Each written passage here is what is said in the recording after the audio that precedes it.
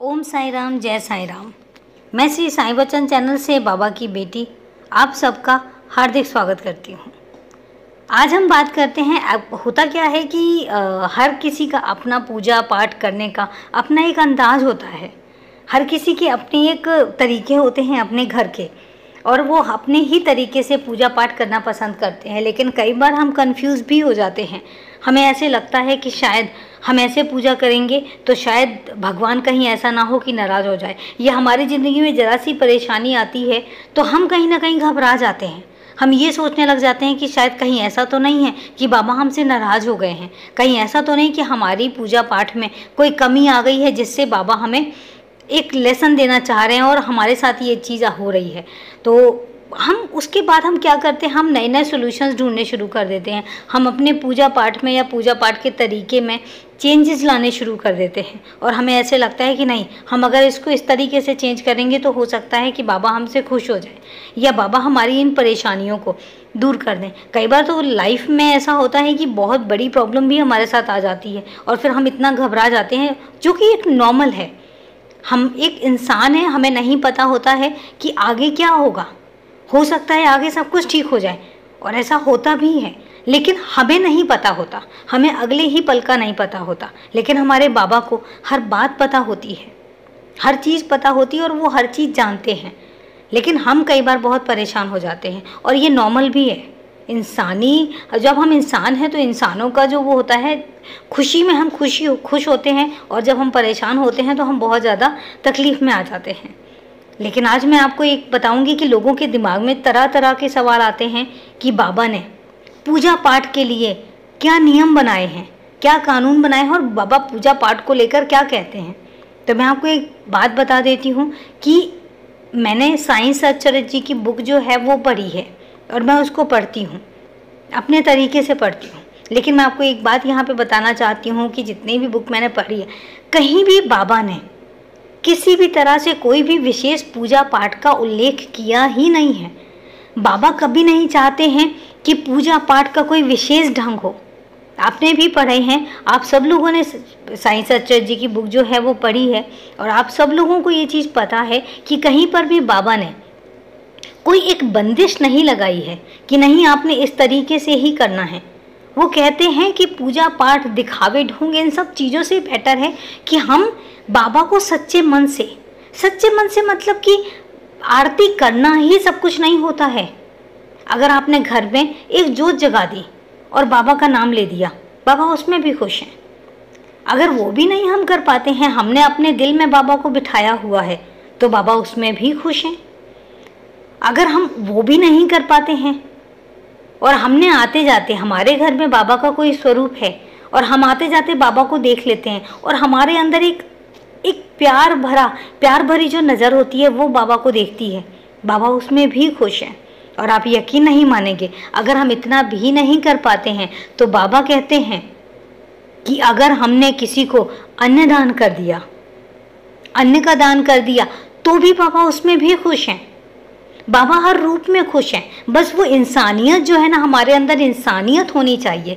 बाबा और कुछ नहीं बोलते। क्या कभी आपने सुना है कि कहीं भी बाबा ने विशेष तौर पर ये कहा हो कि नहीं, मेरे सामने 9 दिए जलाओ, मेरे सामने 9 दिए जलाकर 56 प्रकार के भोग लगाओ, मुझे लहसुन प्याज का भोग मत लगाओ, मुझे कुछ ऐसा विशेष करो जिससे मैं खुश हो जाऊंगा? कभी नहीं कहा, और कहीं भी नहीं कहा।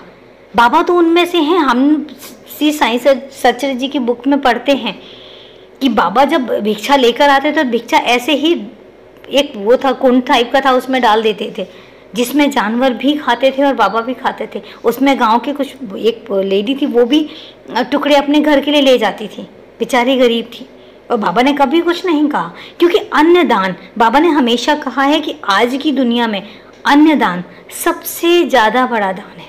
अन्नदान ये नहीं है कि आप इंसानों को ही भोजन करवाएं। आप अगर पशु पक्षियों को भी भोजन कराते हैं, आप अगर उनके लिए भी अपने अंदर एक हमदर्दी वाला वो रखते हैं, फीलिंग रखते हैं, आपके अंदर अगर इतनी इंसानियत है कि आप किसी जानवर को जाते हुए देखते हैं, और अगर उसको कोई तकलीफ़ हो रही है और अगर आप उसकी तकलीफ़ वो दूर करते हैं या करने का जज्बा रखते हैं, तो ये समझ लीजिए कि बाबा वहाँ पर खुश हो रहे होते हैं। बाबा कभी कुछ विशेष नहीं मांगते और उन्होंने कभी नहीं कहा कि मेरे लिए कुछ स्पेशल करो, कभी नहीं कहा। तो दोस्तों, जो भी आपको कभी कुछ बोले ना कि नहीं ये विशेष पूजा बाबा को लगेगी, ये विशेष हवन बाबा को लगेगा, तो एक बात यकीन मान लीजिए कि वो बाबा के लिए नहीं है।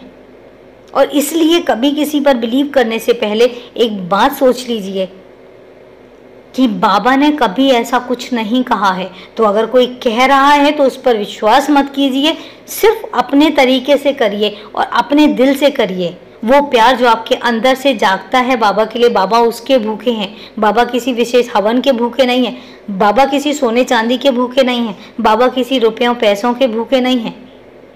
बाबा आपके अंदर जो एक प्यार उमड़ता है, बाबा उसके भूखे हैं। बाबा आपके अंदर जो एक इंसानियत जिंदा है, बाबा उसके भूखे हैं।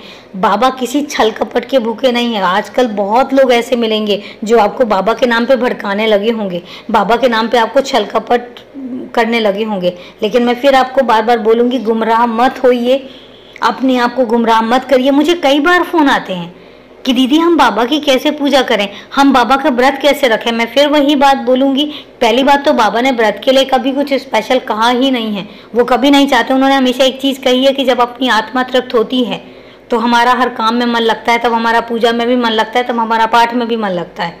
बाबा ने कभी नहीं कहा है कि स्पेशल मेरे लिए कोई व्रत रखो।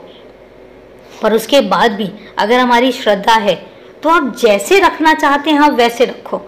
आप कंफर्टेबल होंगे तो बाबा से आपका डायरेक्ट कनेक्शन हो पाएगा। आप अपने आप को कंफर्ट में रखिए और कंफर्ट में रख के फिर आप बाबा को पूजिए, फिर आप बाबा को मानिए।